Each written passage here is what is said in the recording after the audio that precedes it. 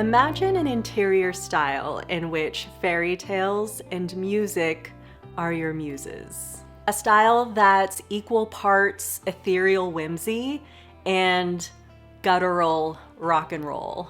It would probably look a lot like the fairy grunge aesthetic, like full-on fairy dust and flannel. And in this video, I'm gonna give you a bunch of fairy grunge decor ideas and show you how some of them can come together in a living room design so that you can walk away with a bunch of inspiration for creating your own fairy grunge retreat. And if you're new here, my name is Steffi and this is Hilo, and on this channel, I talk about small apartment styling, cozy living, some of the more niche alternative fantasy styles, and the joys of living alone. So if you're into that, consider subscribing and giving this video a like.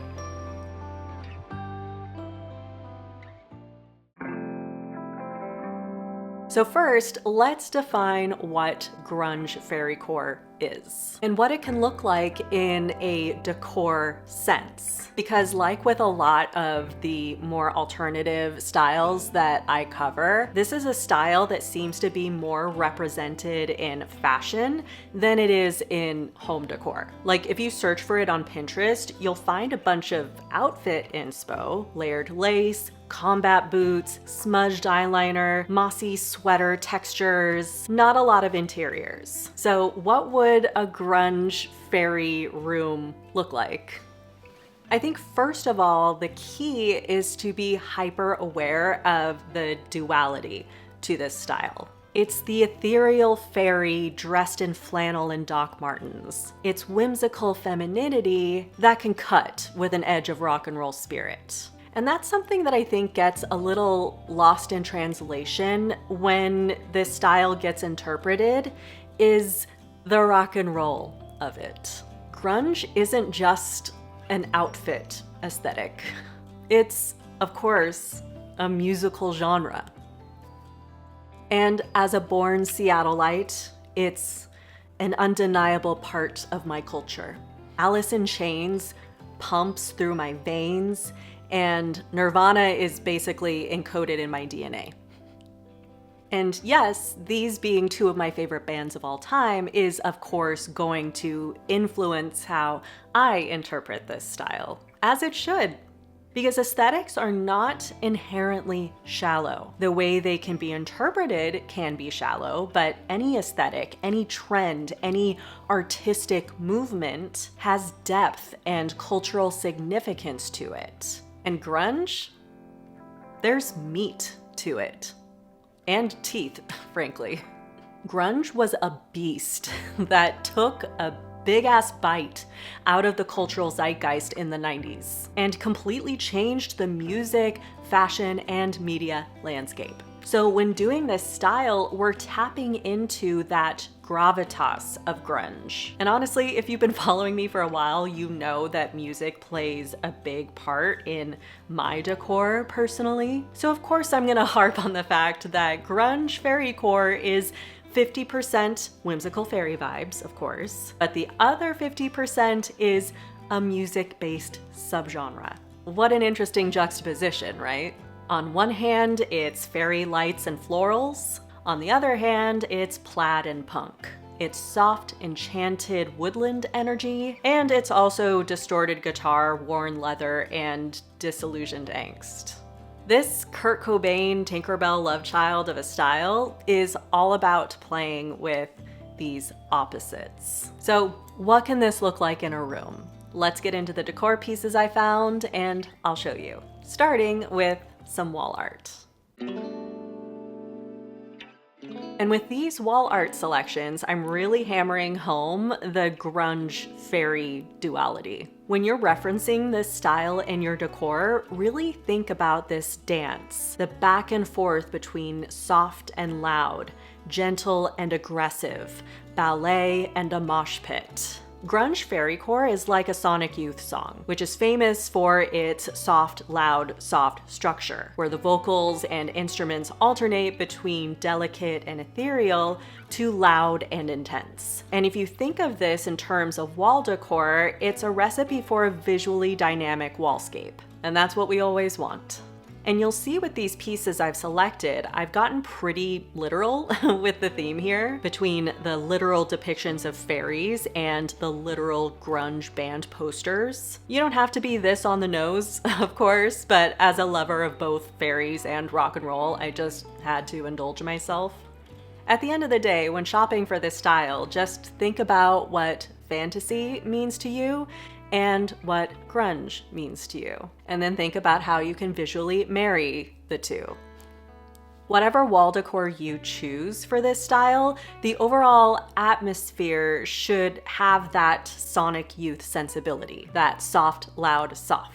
Like a quintessential grunge fairycore outfit with its soft sweaters paired with combat boots, a fairy grunge room should convey that same kind of dichotomy. So on one hand, I've selected some nature-driven, botanical, and fairy pieces, which obviously cover the fairy side of this style equation. For more fairy-specific decor inspiration, by the way, watch this video of mine, which dives into fairycore itself. So anything from that video can be applied to the fairy side of this aesthetic. Same with my goblincore video, actually. There's definitely a lot of visual overlap between fairy grunge and goblincore. And in the realm of this fantasy-oriented styling I like to cover on my channel, one approach I like to take is to basically just pretend I'm the fantasy creature. Basically, I'm saying think like the fantasy character you're channeling and shop accordingly. Maybe it's just the theater kid in me, but I like to play characters and pretend to inhabit other beings that aren't me. For me, decorating can be like playing a role in a play, which I find liberating and fun, and can be a great way to get ideas. So in this case, what kinds of decor would an actual fairy buy? I'd imagine they'd like these nature and botanical pieces, along with celebrating their culture with depictions of their fairy peers. So when decorating in this style, ask yourself, what would a fairy do? And then on the other side of this aesthetic, it's a bit different because grunge is a real thing. It exists in our reality. Oh my god, did I just kill a fairy? I just rewatched Hook with my family over Christmas, so it's fresh in my mind that you should never say that fairies aren't real. So like, how dare I? Every time someone says, I do not believe in fairies, somewhere there's a fairy that falls down dead. I do not believe in fairies!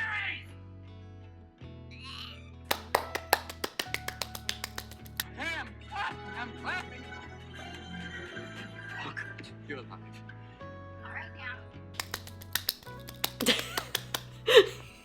He was like, peace out. Okay, hopefully that saved the fairy that I inadvertently unalived. Anyway, like fairies, grunge is very real. So instead of playing a character, you can ask yourself, what does grunge mean to you?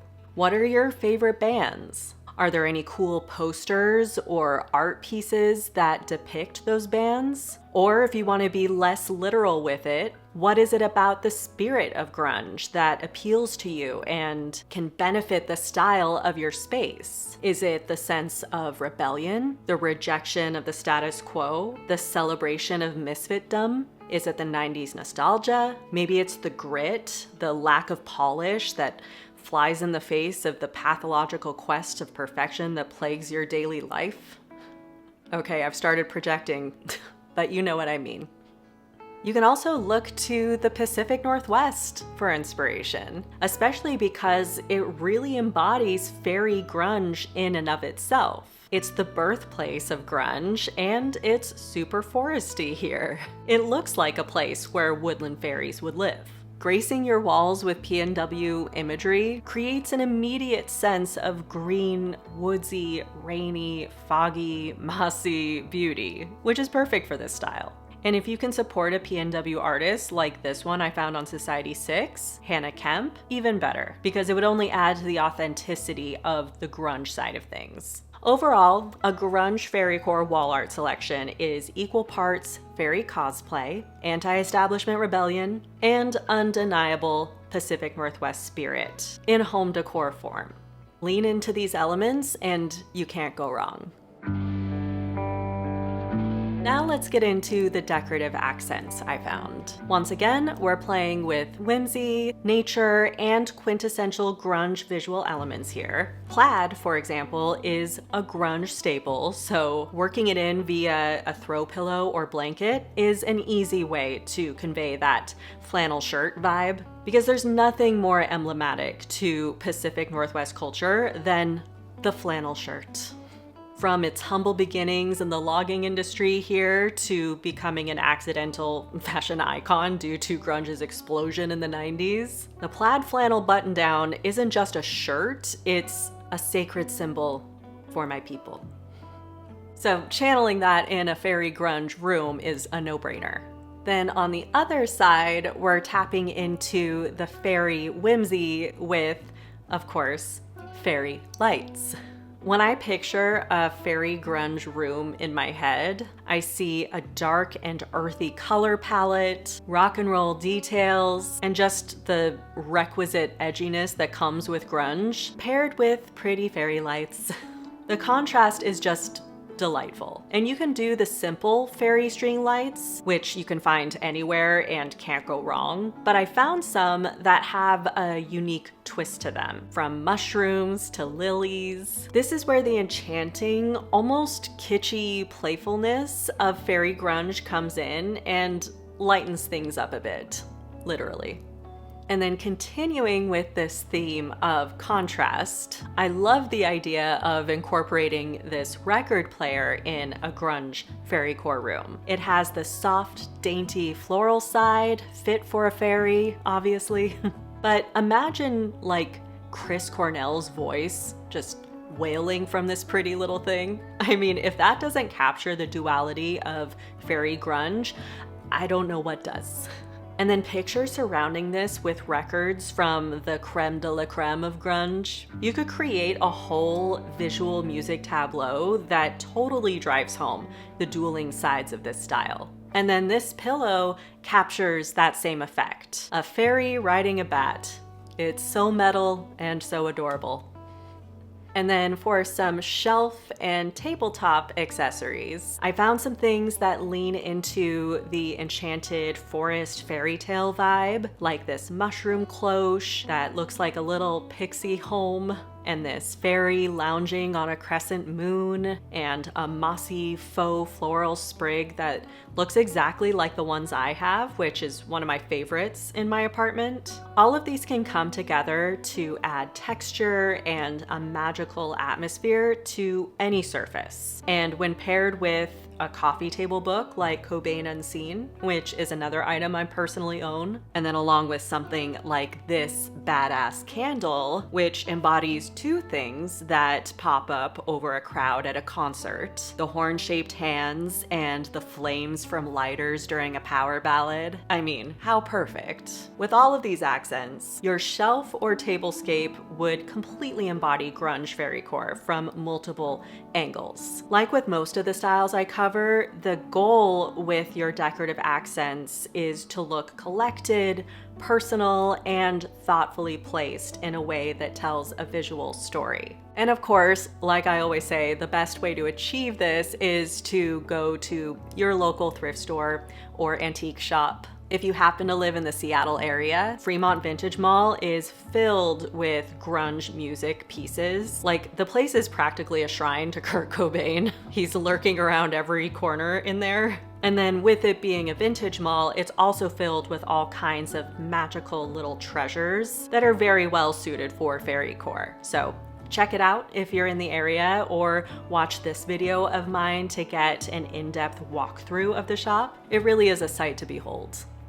Ultimately, when shopping for decorative accents for this style, it really is all about conveying that dance or mosh pit between these two contrasting sides. And now on to lighting, in which we continue this dance/mosh pit of fairy grunge. On one hand, these lamps bring in the organic, nature-driven energy, but not just in a soft feminine way. There's an eeriness to them, like pieces you'd find in a dark fairy tale. There's almost something unsettling about these, especially this branch chandelier. Like, this just straight up looks haunted, but in a good way. And their pretty yet ominous feel bridges the gap between fairy and grunge quite nicely. Then crossing that bridge to the other side, we have a couple specifically music-themed lamps to keep what is fundamental to the grunge subculture at the forefront. At the end of the day, the nucleus of grunge is music. Grunge exploded in the 90s because of the music. And then the aesthetic fallout of that explosion, the fashion, the media, the movement, radiated from the music. So finding lamps that not only provide a lovely, moody glow, but also convey music is a fun way to tap into the soul of grunge. And this lamp in particular is a reminder that sometimes with lighting, it's not just about the light, it's also about the shadows. And grunge was born from the shadows. It was born from the talent, the angst, the passion, and the disillusionment of a so-called forgotten generation, specifically the ones that dwelled in the wet, shadowy gray of Seattle and then decided to just alter the face of pop culture. The musical shadow fairies of the Pacific Northwest sang and screamed their way into the zeitgeist and changed everything. And that's pure magic. The kind of magic you don't necessarily need a Dungeons & Dragons D20 die to dictate, but having a lamp in the shape of one for a fairy tale style doesn't hurt. It's all music and magic. That's really what Grunge Fairycore boils down to. So those were the decor pieces I found for this style. Now let me show you how some of them can come together in a living room design. See how this is simultaneously a kind of enchanted fairy forest as well as a den of rock and roll? We have the grunge music references, the flannel, and the dark earthy color palette working in conjunction with the soft, enchanted forest fairy details. And it's really just a case study for how two seemingly opposite styles can come together and create such a visually interesting story. It's a collision of sparkle and grit. Who doesn't love that? So that was my take on the fairy grunge aesthetic. Let me know in the comments on the grunge to fairy spectrum, where do you fall? Are you more grunge or more fairy? I have to say, I think I'm like smack dab in the middle. I think one of the reasons why I love this style so much is it really, I don't know, it encapsulates the sort of opposite personality traits and sort of tastes that I have within me. Like on one hand, I feel like I'm a very girly, whimsical, you know, fairy of a girl, but I'm also a creature of darkness. And so a style like Grunge Fairycore just speaks to me and makes me feel a little less weird. I swear, like, this is why interior styling really at the end of the day is like a coping mechanism for me. It always has been. This is how I like self-actualize. Like if I can get my apartment to reflect my inner complexities, then maybe I will understand my inner complexities a little better. Anyway, let me know. Are you grunge or are you fairy, or are you like a mixture of both? Let me know what your style is more like, or what your personality and identity is more like. To me, it's all the same.